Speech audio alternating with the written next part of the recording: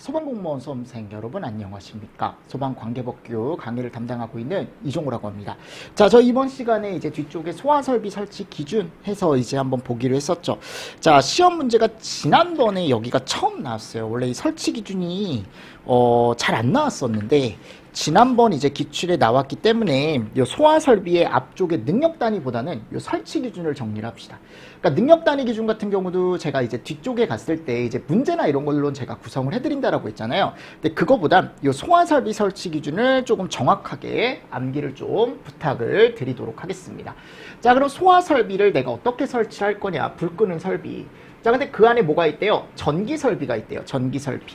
그럼 전기 설비가 있을 땐 그 제조소 등에 전기 설비가 설치된 경우 당해 장소의 면적 몇 제곱마다, 자, 이런 게 포인트죠. 100제곱마다 소형 수동식 소화기를 1개 이상 설치할 것이라고 되어 있습니다.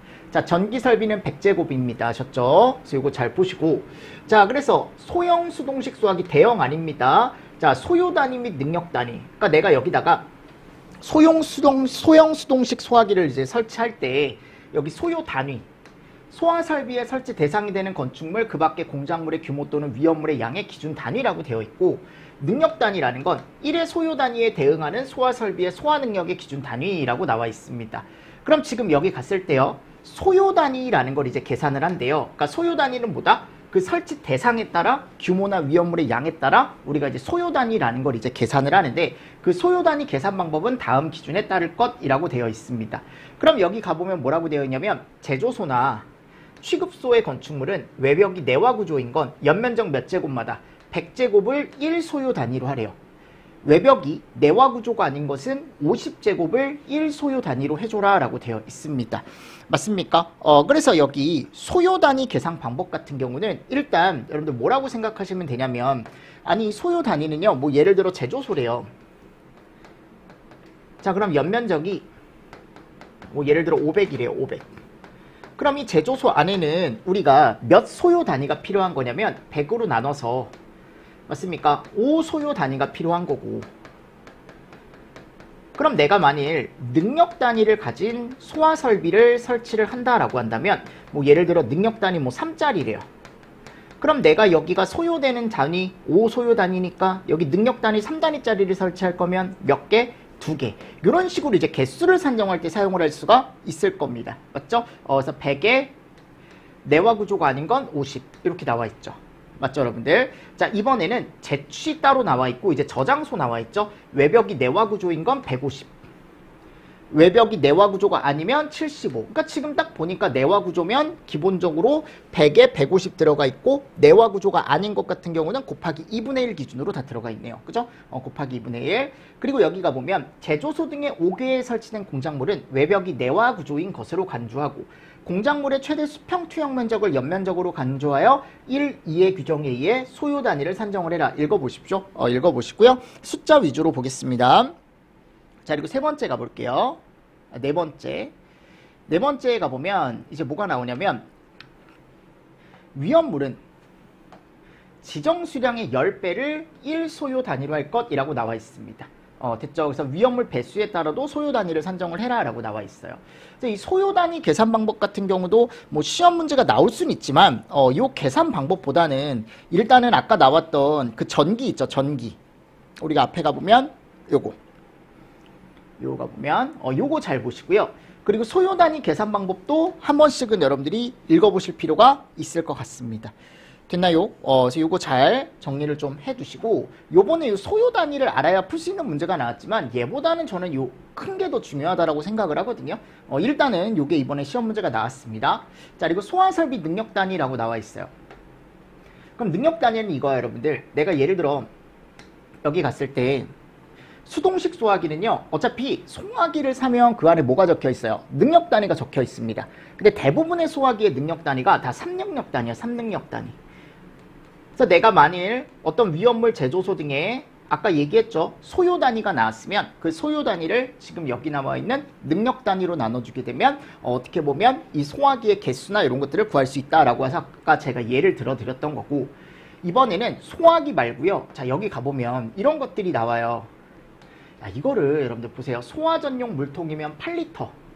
수조는 80리터짜리냐 또는 190리터짜리냐 물통 포함해가지고 얘네들 능력 단위를 이렇게 인정을 해주겠대요. 자, 이거보단 여러분들 요거 보십시오.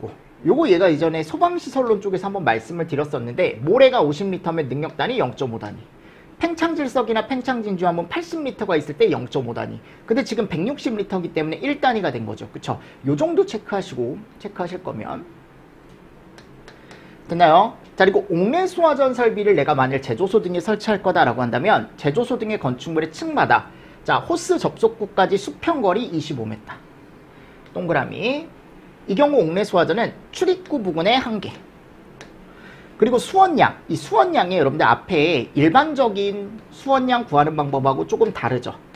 우리가 소방시설론 쪽에서는 이렇게 구했었죠. n에다가 2.6. 근데 여긴 뭐를 곱하래요? 7.8. 그죠? 근데 여기가 일반적인 건축물은 최대 2개. 여기가 일반 건축물일 때. 근데 지금 여기 나오는 어디요?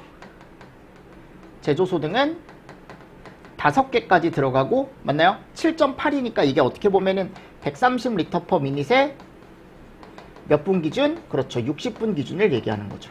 좀 많이 들어가죠, 물이.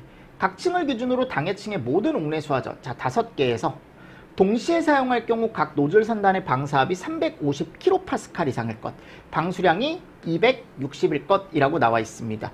그러니까 여기 갔을 때 이제 방사압이 지금 350이니까 얘였죠. 맞나요? 그럼 옥내 수화전, 일반 옥내 수화전 같은 경우는 0.17이잖아요. 그쵸? 요게 지금 좀 다르게 들어가 있는 거고, 자, 여기 가보면 방수량이 일반 옥내 수화전 같은 경우는 몇이에요? 130이죠. 근데 여기 2배 들어가네요. 맞나요? 이렇게 되어 있는 거죠. 하나 잘 보시고 넘어가 주시고.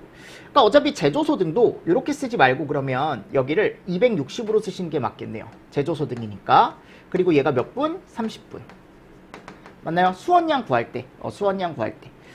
됐습니다. 네, 이런 기준이 있더라. 그러니까 제가 봤을 때 뭐 이런 기준도 나올 순 있죠. 나올 순 있지만 아직은 이 세부 설치 기준은 나온 적이 없고요. 옥내 수화전 설비에는 비상전원을 설치해라 라고 되어 있고, 자, 옥외 수화전은 보십시오. 수평거리 40m 라고 나와 있고요. 설치 개수가 1개더라도 지금 몇 개로 하래요? 2개로 해줘라 라고 되어 있습니다. 맞죠, 여러분들? 그리고 수원의 수량은 옥외 수화전의 설치 개수가 4개 이상일 땐 4개, 일반 건축물일 땐 n이 n 곱하기 7이라고 해서 여기가 최대 몇 개? 2개죠, 2개. 근데 여기 몇 개로 하래요? 4개로 하래, 4개. 그죠? 특이한 거죠. 그리고 13.5를 곱하랍니다. 원래는 7이었죠. 그죠? 기억하시죠? 요게 이제 일반 건축물일 때. 자, 근데 여기 옥외 수화전 설비는 모든 옥외 수화전 설비. 자, 4개 이상일 땐 4개인 옥외 수화전을 동시에 사용했을 때 방사압 똑같네요. 아까 옥내 수화전하고 똑같고요. 여기는 좀 다르죠. 450으로 할 것이라고 되어 있습니다. 맞나요? 그래서 이것도 마찬가지. 우리가 예를 들어 450이다 라고 얘기를 하면, 맞나요? 지금 13.5가 나온다라는 건 결국 얘가 나와야 된다라는 거거든요. 리터로 바꾸면, 맞습니까? 그럼 이거 30분 기준이겠네요. 그죠? 이것도 30분 기준으로 지금 들어가 있다. 수원 수량이. 그리고 비상전원 설치 기준은 계속 있고요. 그리고 여기 가보면 스프링클러 설비 설치 기준이 나와 있는데, 자, 스프링클러 헤드는 방호 대상물의 천장이나 건축물의 최상부 부분 헤드까지 수평거리가 1.7. 이게 헤드가 이렇게 있으면 수평거리 R값, 포용거리가 1.7. 살수밀도 기준을 충족할 때는 뭐 2.6 이하가 되도록 설치를 해줘라 라고 이런 헤드 수평거리 기준도 나와 있습니다. 됐죠? 그리고 개방형 헤드일 때는 방사구역은 150제곱 이상으로 하래요. 150. 자, 수원 수량은요, 여러분들 폐쇄형 헤드일 땐 무조건 30개래요. 무조건 30개.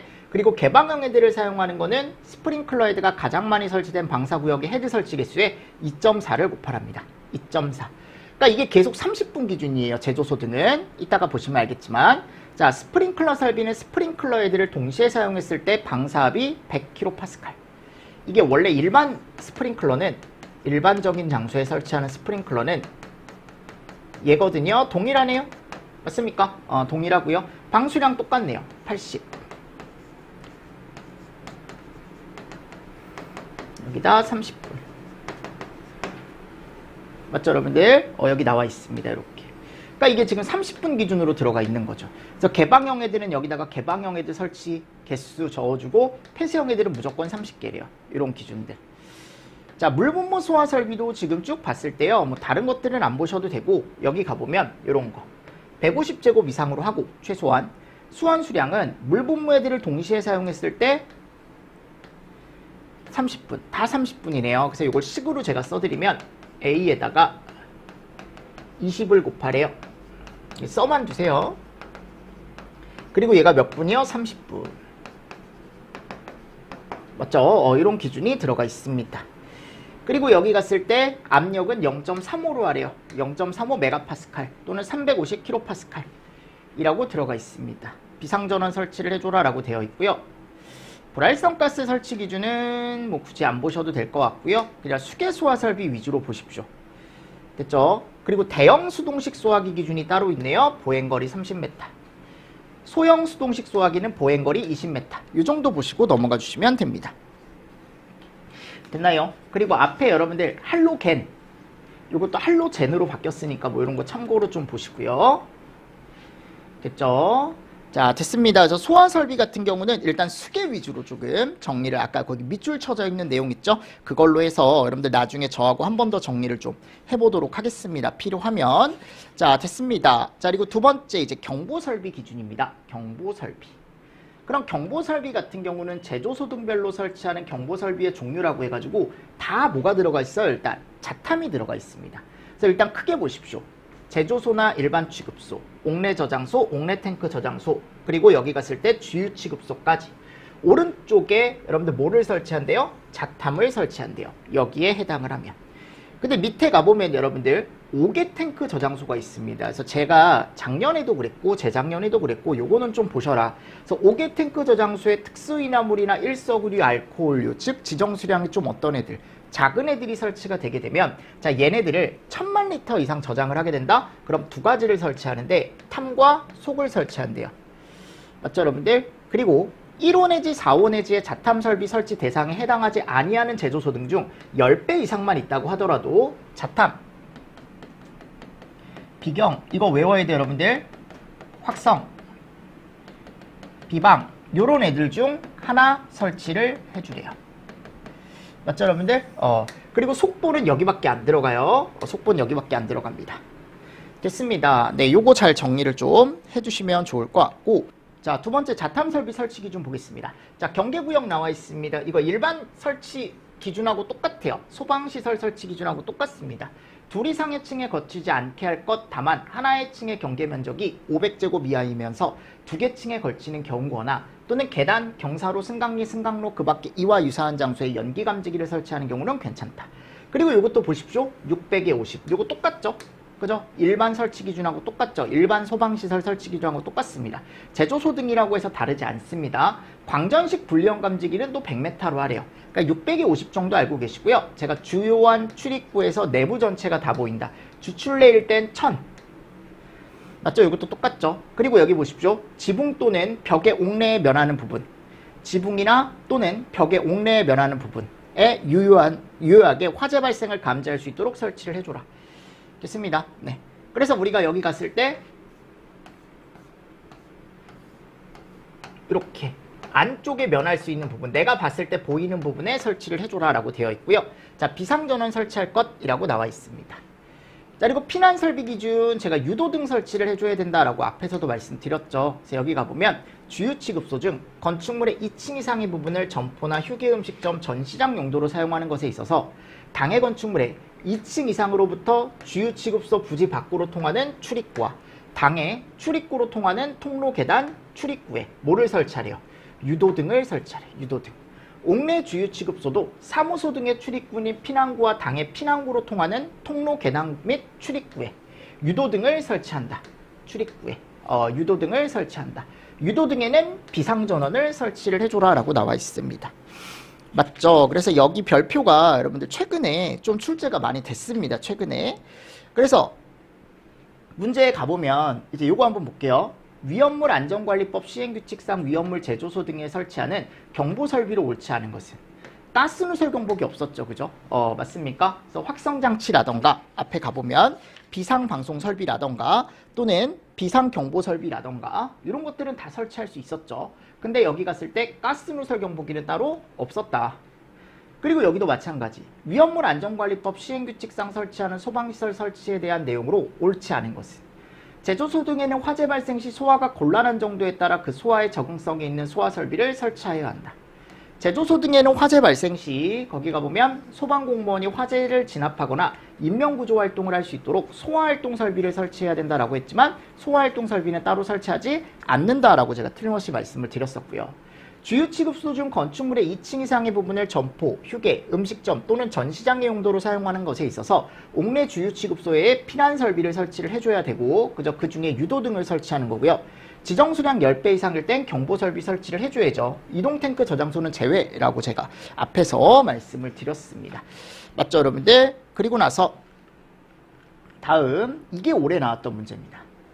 그러니까 지금 설치 기준이 나와 있는데 여기 갔을 때 지금 잘못된 게 여러분들 여기 2번에 가보면 저장소의 건축물은 외벽이 내화 구조일 때, 자 기본적으로 내화 구조일 때 저장소는 150, 그죠? 그게 아닌 건 75, 이렇게 절반으로 제가 깎인다 그랬죠. 요게 잘못된 거죠. 그러니까 저는 솔직히 말하면 이런 문제는 조금 어려운 문제다라고 생각을 합니다. 왜냐하면 잘 안 나오던 부분이기 때문에 이런 문제가 하나 나왔으니까 이제 나왔으니까 한 번은 보셔야겠죠, 그죠? 이제 나왔으니까 한 번쯤은 보시고 넘어가셔야 되지 않을까라고 생각을 합니다. 자, 그리고 이제 별표 18입니다. 제조소 등에서의 위험물 저장 및 취급 기준에 관한 기준이라고 해서요. 자, 여기 가보면 저장 취급 공통기준이라고 해가지고요. 여기 중요기준이라고 붙어있는 요 중요기준 붙어있는 거 위주로 조금 잘 보시면 됩니다. 자, 제조소 등에는 법 제6조 1항의 규정에 의한 허가, 법 제6조 2항의 규정에 의한 신고, 관련되는 품명 외에 위험물 또는 이러한 허가 및 신고와 관련되는 수량, 지정 수량의 배수를 초과하는 위험물을 저장 또는 취급하면 안 된다. 뭐 당연한 얘기죠, 그죠? 하지 말아라 라고 되어 있는 거고요. 나머지 여러분들 읽어보십시오. 중요기준이라고 붙어있지 않은 거는 여러분들 읽어보세요 하셨죠? 읽어보시고 자, 다음에 가보면 요게 나와요.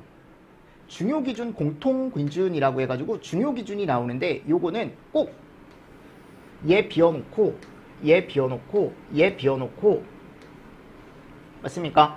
그리고 얘 비워놓고 얘 비워놓고 얘 비워놓고 얘 비워놓고 오른쪽 설명 읽고 얘가 뭔지 아셔야 돼요. 아셨죠? 근데 뭔지 아는 게 생각보다 어렵지 않습니다. 그래서 얘가 없다라고 치고 가연물과의 접촉, 혼합이나 분해를 촉진하는 물품과의 접근, 과열, 충격, 마찰, 알칼리 금속의 과산화물, 이를 함유한 것에 있어서는 물과의 접촉을 피해야 된다. 이게 뭐의 기준일까요? 인류 위험물에 대한 기준이겠죠. 이런 식으로 보시면 돼요. 산화제와의 접촉, 산화제와의 접촉이니까 기본적으로 가연성을 가진 애일 거고, 맞죠 여러분들? 철근만 나왔어요. 물이나 산과 접촉을 피하고 인화성 고체 나왔네요. 끝났죠. 이류 위험물. 삼류 위험물, 자 얘는 자연 발화성. 왜냐하면 공기와의 접촉을 피한다라고 했으니까. 물과의 접촉을 피한다라고 했으니까 금수성이 되겠죠. 사류 위험물은 불티, 불꽃, 고온체와의 접근 또는 과열을 피하고 함부로 증기, 유증기 발생하지 않게 한다. 사류. 자, 오류는 불티, 불꽃, 고온체와의 접근이나 과열, 충격, 마찰을 피해야 된다라고 되어 있고, 자, 육류 같은 경우는 가연물과의 접촉, 혼합이나 분해를 촉진하는 물품과의 접근 또는 과열을 피해야 된다라고 되어 있습니다. 자, 여기 1류부터 몇 류까지, 6류까지 설명 여러분들 한 번 더 보시면서 넘어가 주시면 좋을 것 같고요. 됐죠? 그래서 요거 최근에 요거 고르는 거 나왔는데 솔직히 말하면 위험물에 대해서만 여러분들이 잘 알고 있으면 충분히 어떻게 보면 맞출 수 있는 문제였다라고 저는 생각을 합니다. 요거 하나 잘 보시고요. 자, 그리고 나서 이제 세 번째 가보도록 하겠습니다. 자, 몇 번째요? 세 번째. 자, 세 번째에 가보면 뭐냐, 위험물에 이제 뭐가 나와요? 저장에 관한 기준이라는 게 나와요. 맞죠 여러분들? 그럼 그 저장에 관한 기준 한번 보도록 하겠습니다. 자, 저장소에는 위험물 외의 물품을 저장하지 아니하여야 한다. 다만 다음 항목의 1에 해당하는 경우는 그렇지 않다. 그래서 뭐 여기 가보면 옥내 저장소나 옥외 저장소에서 다음의 규정에 의한 위험물과 위험물이 아닌 물품을 함께 저장하는 경우, 이 경우 위험물과 위험물이 아닌 물품은 각각 모아서 저장하고 상호간에는 뭐 1m 이상의 거리를 둬야 된다라고 나와 있어요. 그래서 뭐 쭉 나와 있죠, 여러분들. 쭉 내용이 나와 있는데 거기에 2호 가보세요. 2호. 0별표 1의 유별을 달리하는 위험물은 동일한 저장소에 저장하지 아니하여야 한다. 다만 옥내 저장소 또는 옥외 저장소에 있어서 다음의 강목의 규정에 의한 위험물을 저장하는 경우로서 위험물을 유별로 정리하여 저장하는 한편 서로 1m 이상의 간격을 두는 경우엔 뭐 그렇지 않다 라고 나와 있죠. 이거 쭉 한번 이런 내용이 있구나 라고 알고 계시고 3번 보겠습니다. 삼류 위험물 중 황린, 그 밖에 물속에 저장하는 물품과 금수성 물질은 동일한 저장소에서 저장하지 아니어야 되고 당연한 얘기죠. 그죠? 5번 옥내 저장소에서 동일 분명의 위험물이더라도 자연 발화할 우려가 있는 위험물 또는 재해가 현저하게 증대할 우려가 있는 위험물 다량 저장하는 경우엔 지정 수량의 10배 이하마다 구분하여 0.3m 이상의 간격을 두어 저장한다. 다만 48조 규정에 의한 위험물 또는 기계에 의하여 하역하는 구조로 된 용기에 수납한 위험물에 있어서는 그렇지 않다. 뭐 읽어보시고요. 그리고 여기 가보면 이제 6호 뭐 여기 높이를 초과하지 말래요. 그죠? 높이 초과하지 말라라고 되어 있고 여기 7. 옥내 저장소에서는 용기에 수납하여 저장하는 위험물의 온도가 55도를 넘지 않도록 뭐를 강구하래요? 필요한 조치를 강구하랍니다. 맞죠, 여러분들? 요거 그래서 요거 7호 여러분들 한번 읽어보시고 14호 컨테이너식 이동 저장 탱크 외의 이동 탱크 저장소에 있어서는 위험물을 저장한 상태로 이동 저장 탱크에 옮겨 실지 말아라 라고 되어 있고요. 19호 옥외 저장소에 위험물을 수납한 용기를 선반에 저장하는 경우 6m를 초과하여 저장하면 안 된대요. 6m를 초과하여 저장하면 안 된다. 그래서 요게 요번에 이제 10m로 여러분들 바뀌어서 나왔습니다. 10m 이하로 저장을 해라 라고 바뀌어 나왔기 때문에 뭐 요거 기출 지문이다 라고 해서 그냥 하나 체크하시고요. 나중에 문제로 요것도 좀 많이 풀어보도록 하겠습니다. 그리고 여기 가보면 알킬 알루미늄, 아세트 알데히드 등 디에틸 에테르 등의 저장 기준은 1호 내지 20호의 규정에 의하는 외에 다음 강목과 같다라고 나와 있어요. 읽어보십시오. 쭉 읽어보시고 네, 요번에 이 보냉장치 기준이 나왔는데 보냉장치가 있는 이동 저장 탱크에 저장하는 아세트 알데히드 등 또는 디에틸 에테르 등의 온도는 당해 위험물의 P점 이하로 유지를 할 것. 그죠? 요게 이번에 맞는 보기로 나왔습니다. 맞는 보기로. 보냉장치가 없는 건 그죠? 온도는 40도 이하로 유지를 해줘라 라고 나왔는데 그죠? 그래서 저는 그러니까 제 생각입니다. 개인적인 생각. 이 위험물에 대한 뭐 취급 기준도 나와 있고 여기가 보면 저장 기준도 나와 있고 쭉쭉 나와 있거든요. 근데 보실 거면 그냥 저장 기준 정도? 근데 저장 기준 정도 보시는데 이 저장 기준이 여러분들 양이 상당히 많습니다. 요거는 제가 나중에 한번 정리를 쭉 해드릴게요. 아셨죠? 지금은 그냥 기출문제 나온 거 위주로만 이런 문구가 나왔었구나 라는 거 정도만 여러분들이 보고 넘어가 주시면 될 것 같아요. 됐나요? 양이 워낙 많습니다. 이 별표가. 저는 여기가 안 나왔으면 좋겠는데 이제 시험 문제가 제 맘대로 되는 게 아니다 보니까 여기가 시험 문제가 최근에 좀 나왔어요. 최근에 이 저장 기준에서 시험 문제가 나왔고 자 그럼 문제를 한번 그냥 풀어보도록 하겠습니다. 여기 저장 취급 공통 기준으로 옳은 것은 그랬죠. 자 요거 몇 류 위험물에 대한 걸까요? 딱 보니까 알칼리 금속의 과산화물 나왔네요. 물과의 접촉을 피한다. 1류 위험물 끝났네요. 1번. 그죠? 2번. 요거 몇 류 위험물에 대한 거냐면 요게 지금 금수성 물질과 자연 발화성이 있기 때문에 3. 자 얘는 뭐예요? 인화성 고체 나와 있고 지금 철, 금, 마 나와 있죠? 2. 자 얘는 6에 대한 거죠. 맞나요? 이런 식으로 해서 그냥 옳은 거 1번으로 바로 가져가실 수 있는 문제고요. 다음에 가보면 아까도 제가 말했지만 여기가 6m를 초과하여 저장하면 안 되는데 10m로 쌓았다라고 해서 잘못된 거라고요. 됐습니까? 네, 이렇게 해서 이제 3번 답이 나왔다라는 거 한 번 더 보시고 넘어가 주시면 좋을 것 같습니다. 그래서 나중에라도 여기는 제가 한 번 더 정리를 해 드릴 테니까 지금은 요 정도만 하시고 여러분들 넘어가 주시면 될 것 같고요. 자, 그리고 나서 이제 뭐가 나오냐면 화재조사법이 나와요. 그렇죠? 기억하십니까? 요거 화재조사법. 그러니까 이 화재조사법이 맨 마지막 법이에요. 근데 맨 마지막 법인데 이게 올해 기준으로 했을 때 시험 문제가 출제가 됐죠. 그죠? 이게 출제가 되기 때문에 간단하게 정리를 해주시는데 이게 기본법보다 양이 적어요. 기본법보다 양이 적기 때문에 심플하게 제가 정리를 좀 해드리도록 하겠습니다. 그래서 올해 이제 시험 기준으로 보면 공채 때 여기서 두 문제가 나왔죠. 그쵸? 맞죠, 여러분들? 그리고 경채 기준으로는 작년과 동일하게 4문제가 나왔습니다. 그러니까 화재조사법이요, 잘만 가져가면 다 맞출 수 있는 문제예요. 크게 어떻게 보면 여기서 이제 희한하게 문제가 나오거나 이런 경우가 거의 없더라고요. 맞죠? 그래서 여기를 좀 정리를 좀 가보도록 하겠습니다. 그래서 거기 가보면 이제 제일 처음에 뭐가 나와요? 1장 총칙이 나오죠? 챕터 1 총칙 보이십니까? 그럼 이 법은 화재 예방 및 소방 정책에 활용하기 위한 어떤 화재 원인에 대한 거라던가 화재의 성장, 확산, 피해 현황 이런 것들을 틀림없이 채우라고 나올 수 있어요. 아셨죠? 이런 것들 자, 여기에서 얘네들은 결국 이름이 화재조사법이기 때문에 얘를 하기 위해서, 그죠? 얘네들에 관한 과학적이고 전문적인 조사에 필요한 사항을 규정함을 목적으로 한다라고 나와 있습니다. 목적 한번 읽어보시고요. 여기 가보면 이런 거 원인, 성장, 확산, 피해 현황, 자, 이런 것들을 내가 어떻게 조사하는 거예요? 그냥 조사하는 게 아니고 과학적이고 약간 전문적으로 조사함을 목적으로 한다라고 나와 있습니다. 자, 정의, 정의는 워낙 기출문제에 많이 나오고 꼭 알고 계셔야 되는 것. 특히 요 1호.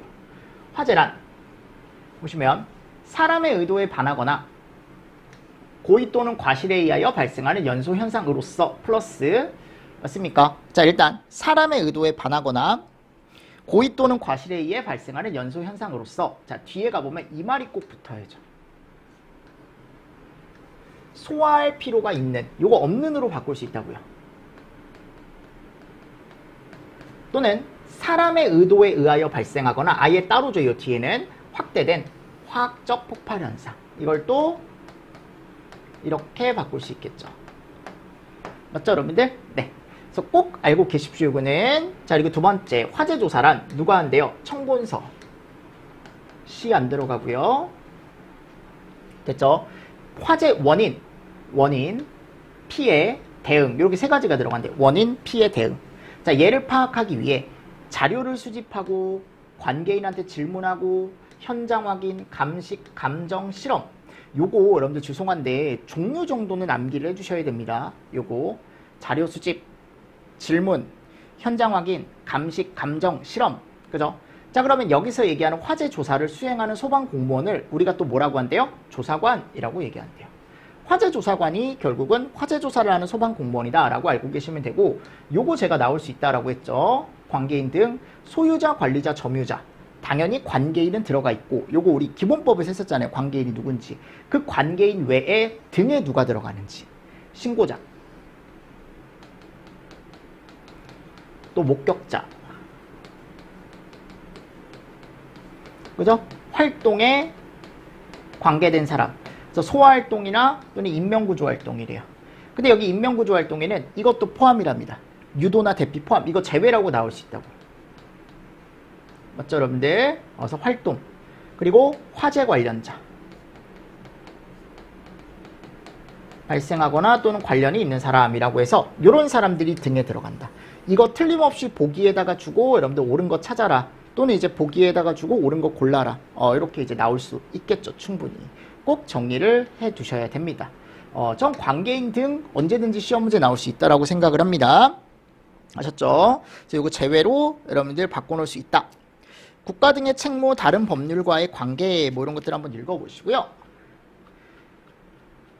자, 문제에 가보면 이런 식으로 화재의 정의에 관한 설명으로 옳지 않은 것은 그랬대요. 그럼 1번 사람의 의도에 반하여 발생하거나 확대된, 이게 여기 가보면 물리적, 끝났죠. 화학적이죠.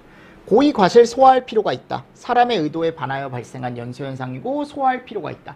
이 끝에 요 말이 들어가 있다라는 거. 맞죠, 여러분들? 그래서 정답이 몇 번이다? 1번이다. 이렇게 가져가시면 될 것 같습니다. 자, 그리고 나서 이제 다음 뭐가 나와요? 화재조사의 실시 등이라는 게 나오죠. 요거는 조금 쉬었다가 제가 또 설명을 한번 드려보도록 하겠습니다. 아셨죠? 네, 이렇게 해서요. 여러분들 화재조사법 그리고 앞에 나와 있는 시행규칙 별표 일부분 조금 했고요. 조금 쉬었다가 여러분들 거기 챕터 2 화재조사 실시부터 해서 뒤에 끝까지 한번 마무리를 지어보도록 하겠습니다. 아셨죠? 자, 이번 시간도 여러분들 수고 많으셨습니다. 수고하셨습니다.